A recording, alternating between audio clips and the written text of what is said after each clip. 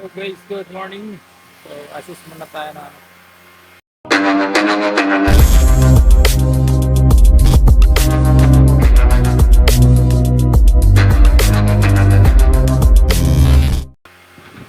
so ayun na nga guys. Right, good morning. Good morning everyone. So ayan na si Kuya. Kasalukuyan nag-spray na sa ating mga halaman dito sa FLC garden ng FLC Foundation.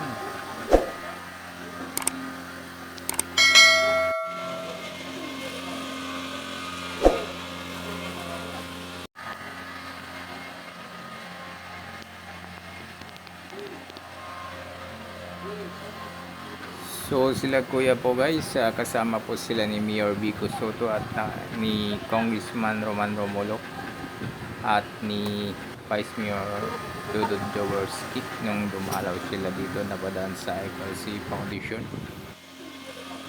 So ayan po yun guys ang aming garden ng grade 5 parents So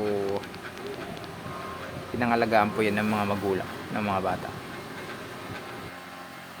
Then ang bibinta po niyan sa produkto ay mapupunta po sa school, sa foundation.